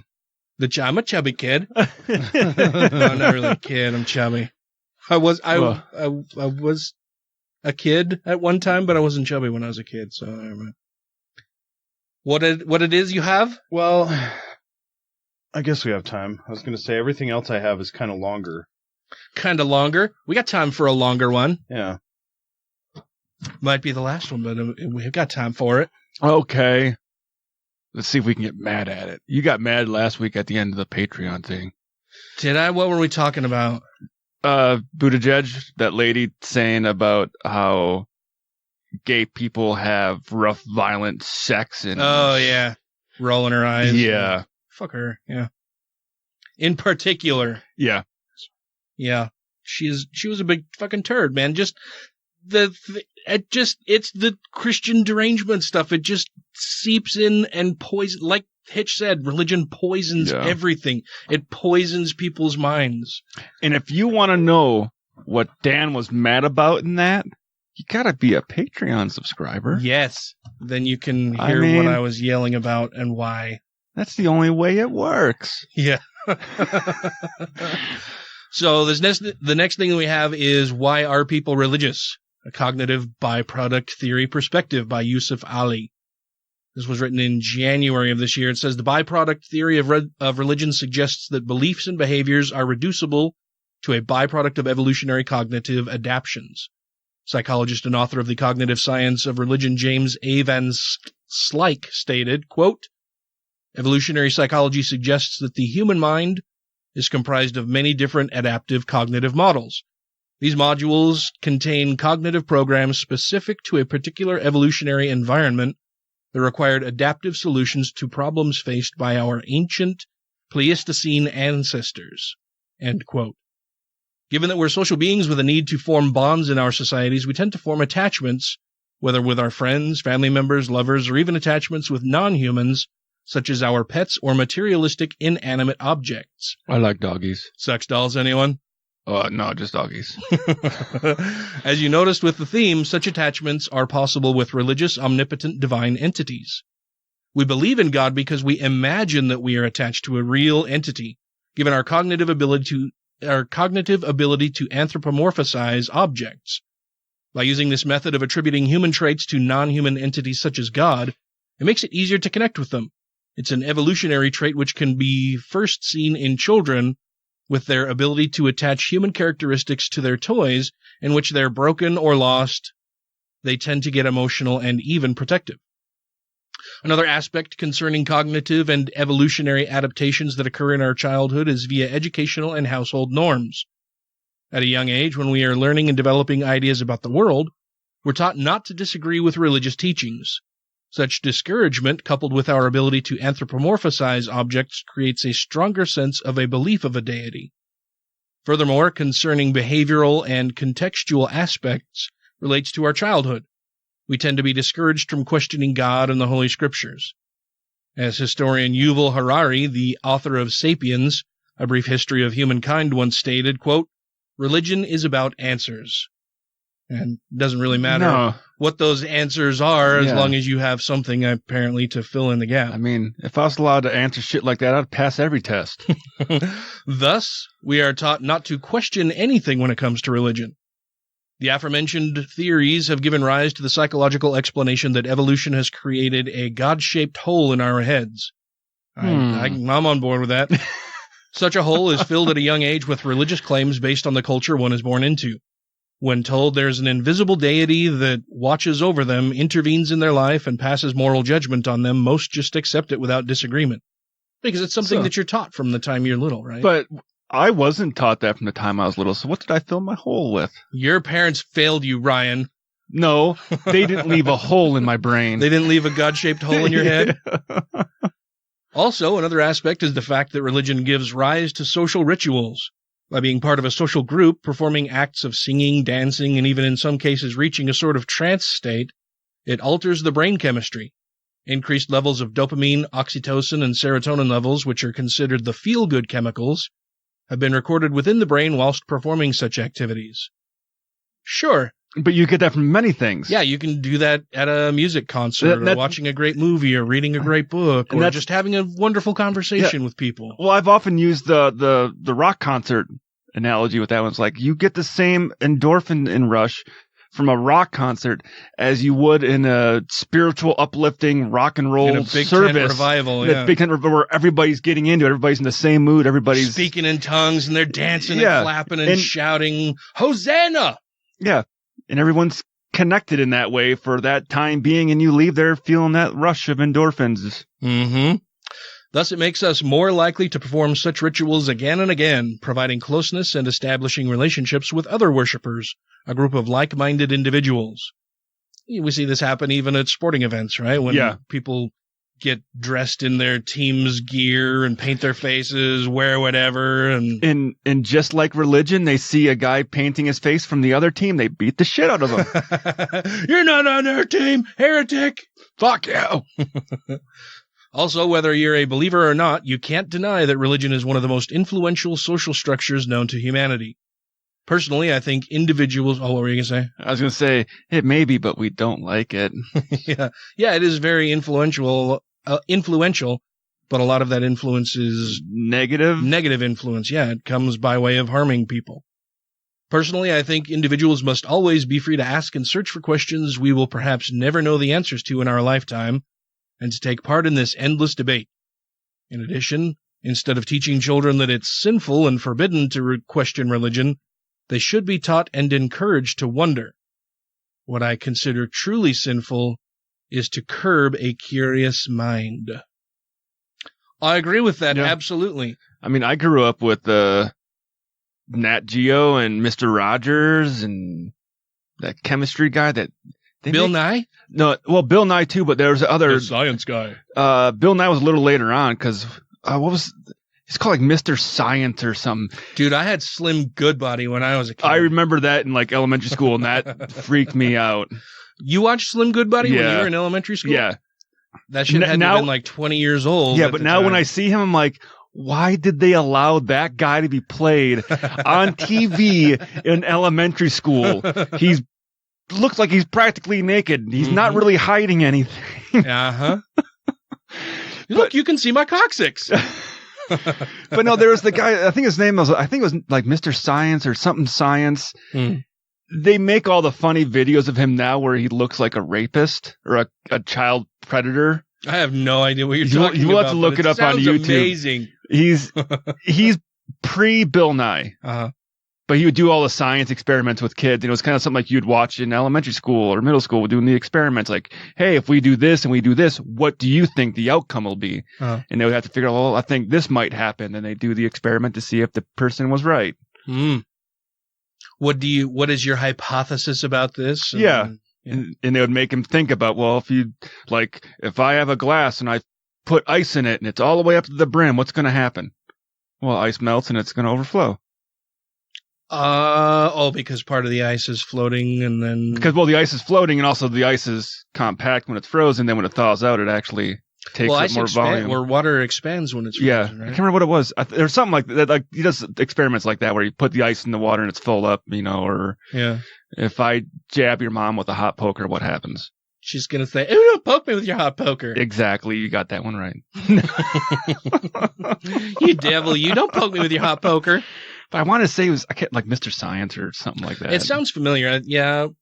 He was an older guy. Mr. Science. I want to see if I can find Mr. Science.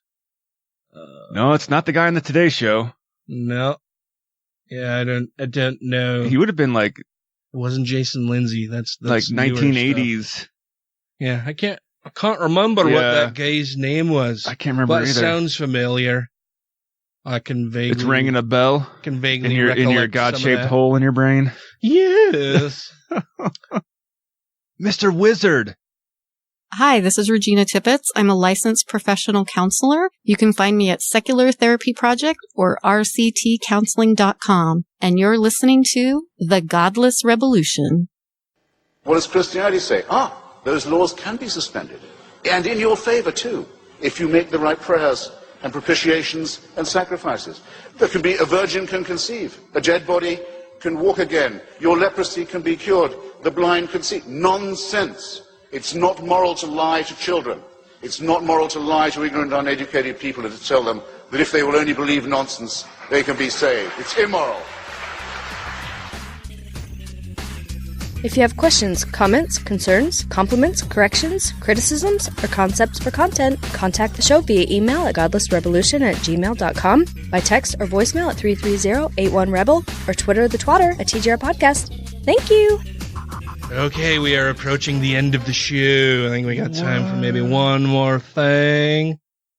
Uno mas item. What shall it be?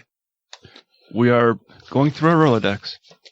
Sorry, everybody. As Matt shuffles the I know, I'm sorry. to determine what it will be. Okay.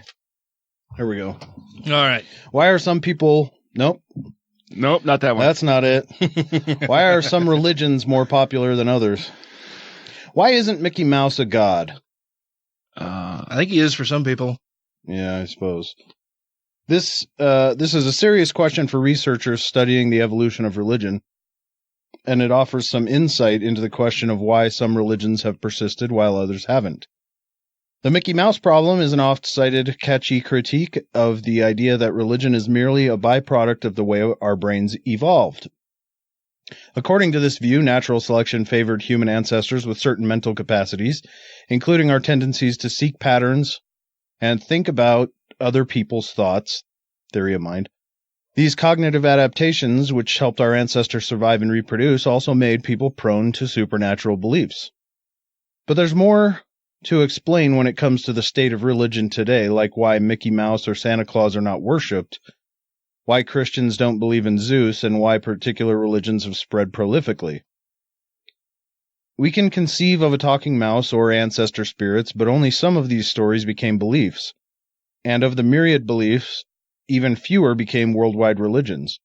Christianity, Islam, Hinduism, Buddhism, and Judaism are followed by roughly 75% of the global population. Jesus Christ. What made these religions with billions of believers so successful while others fizzled? Some beliefs are easier than others to remember and pass on.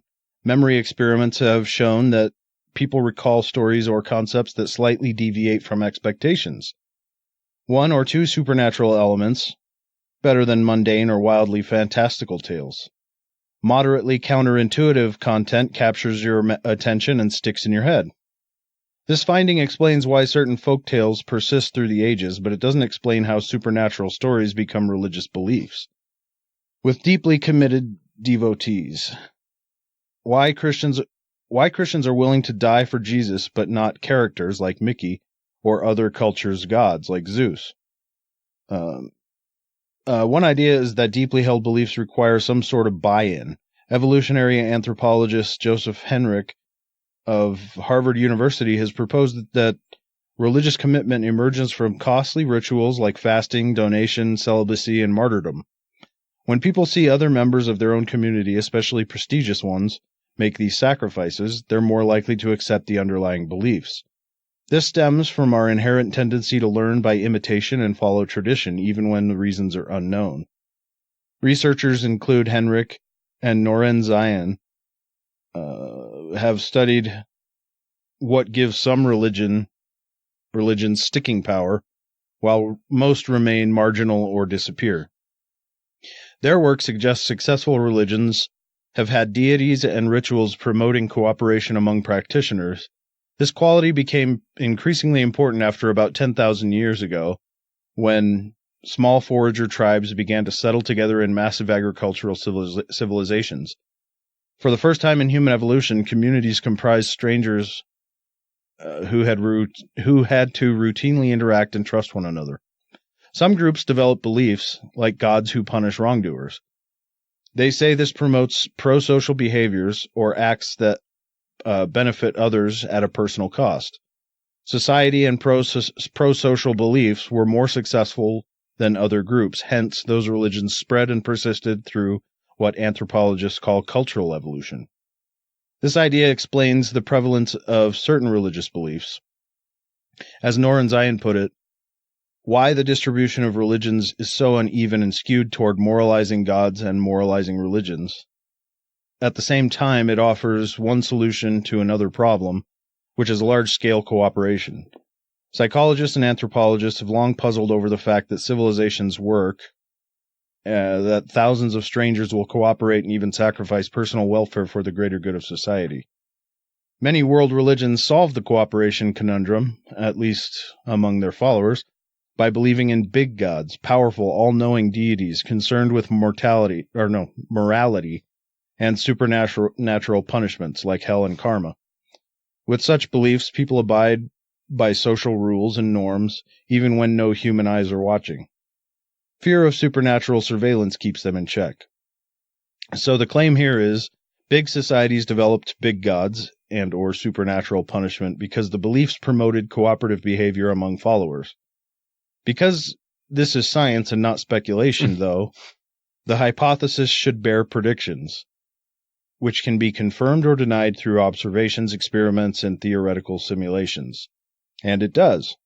For instance, if the theory is correct, bigger societies should have punitive, knowledgeable gods. This prediction is confirmed by observations. A study reviewing 186 societies found that large societies more commonly have deities that punish moral transgressors, whereas the deities of small societies are generally unconcerned with mortal affairs.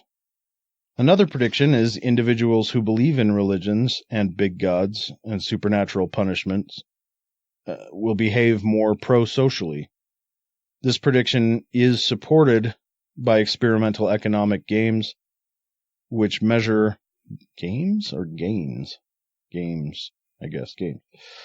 which measure people's willingness to share with strangers.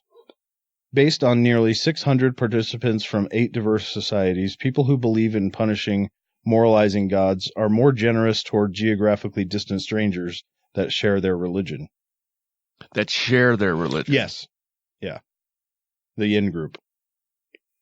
Numerous studies have also shown that being implicitly reminded of religion increases pro-social behavior. For instance, in one experiment, participants were told to unscramble 5 words into a 4-word sentence, making a list such as dessert divine was fork the into the dessert was divine. Some lists contain the fuck was that about? Some lists contain religious primers, the words spirit, divine, God, sacred, or prophet, while others had neutral words. No example of neutral words.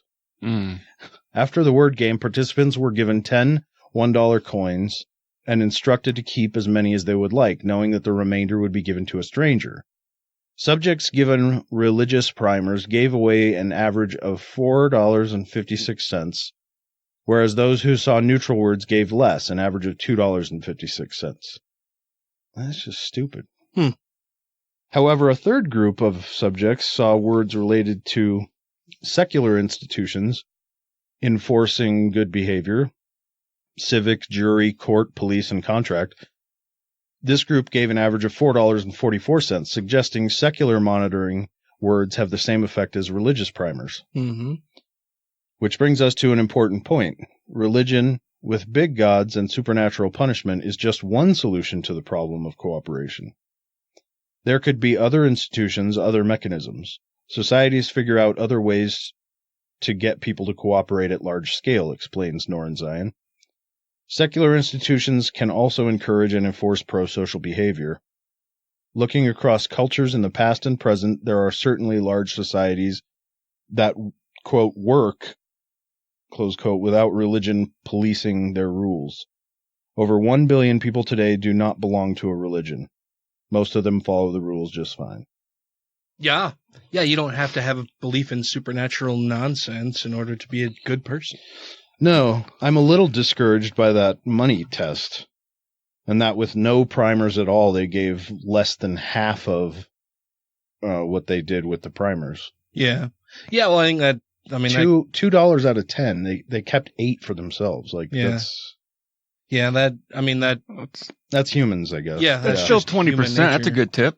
We're all selfish creatures by nature. It's being given those reminders that there are other people in the world who are experiencing the same thing you are, that provides an avenue for people to go, oh yeah, that's right. There are other people here. Yeah. I guess I could leave more for somebody else. And it doesn't have to be a supernatural thing. It's just a reminder that, hey, you're not the only fucking person here. Yeah.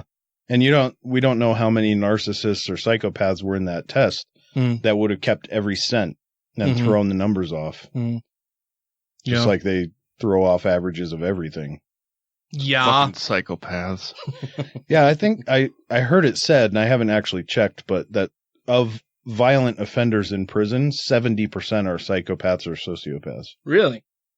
That number for all crimes? It does. It seems very high, but well, for violent crimes. Okay. Yeah, of violent crime offenses. I mean I guess that kind of fits. Yeah, it totally does. Yeah. I mean, people, because they don't have empathy. Yeah. Huh. Never really thought about it. Yeah. Something I'll have to mull over for a little bit. Well, yeah, I would encourage everyone to look into that statistic because I don't remember where I heard that. So just to make sure that it's actually true. And if it is not, which you should be doing with everything we say anyway, especially what I say, especially when you say especially. Yep, especially. Supposedly. Good one. People will do that. That's a Utah thing. That's an everybody thing. It's an everybody thing. Yeah, I guess people do all that over. from all over. It is big here in Utah. One of the people that I work with now, I should record a conversation with her. She's a very, very nice person. I like her. We work together really well. But every time she speaks, all I can picture in my head is Roseanne Barr. Like, she talks like Roseanne Barr talks. She has the same inflections and uses Don't a ask lot her of the to sing. same sentence structure. She sounds like Roseanne Barr. I'll have to record a conversation because it's kind of funny. Is it Roseanne Barr? Because apparently she's living maybe they're sisters. I don't know. Because she lives in Salt Lake again. Apparently. Oh, really? Yeah. She grew up here. Yeah, she came back here to be in hiding. Yeah. Escaping her woes. Yeah, except for people kept taking photos of her. We see you over there. Yep. Hiding in the bushes. Come out of the bushes, Roseanne. That'll wrap things up for us this evening. Before we go, I want to make sure that we thank our Patreon supporters. That would be Alan Firth, Newmania, Christy Kalbach, Gatheist, Larry Wilson, Stephen Andrus. Let them eat Kofafi, I guess. Two skeptical chaps, Michelle Short, Vanessa, Captain Samples, Utah Outcasts, Janet Uter, Marius Kot-Butrakowski, Wes Aaron, Andrew Vodopich, Jeremy Goodson, Brandy Hamrick, Megan Kennedy, The Foz, Jeff Peterson, Jesse Pointer. There it is. There it is. There it is. Freethinker 215 and Lisa Simpson support American Atheists. Savita Kuna, The Purple Dragon, and Taylor Grin. Yay! We love you all very much. Yes. You too can be a Patreon supporter for as little as $1 per episode if you go to patreon.com. Yeah. /GodlessRebelution. That's a site. And you can help keep the show going and make the show go and make it better. I'd like to do some camera something one day eventually. Okay. So that when we upload these things to the Make YouTube, a video. That there would be some video attached. Yeah. We'll have to experiment with that 360 camera you got. Yeah. Yeah, it'll be challenging to figure out the best way to do that since small room, cross table. Yeah, we're all in the same room in a small room. Yeah. But we'll have to see what we can figure out. I haven't done much research into it. If anybody out there has any ideas for us, that would be welcome. If you have ideas on how to improve the show or how we can set up a camera, something that if it isn't, tens of thousands of dollars or even hundreds of dollars would be awesome. If it could be, a moderately priced solution for us, we can set up some goals and work our way toward achieving those through Patreon donations. But thank you all very much for doing that. Thank you all for listening, even if you are not a Patreon patron, for sharing the show around, for contacting us, for giving us show ideas, for sending us articles. There's a ton of you out there who do that all the time, and I appreciate it more than you know. But until next week, crucify that like button. We haven't gotten any reviews on iTunes lately, so go and do that. Well, yeah, you should also leave a review because we're going to impeach Trump. Ooh. Yeah, I hope so. No, we are going to. It's that. We're going to do it. Yeah, three of us. If you leave us a review, we will impeach Trump. Okay. Yeah. I can work toward that. Sure. Yeah. And everybody that listens to this show has rated our show 5 times a day toward Mecca. Yes. Supposedly.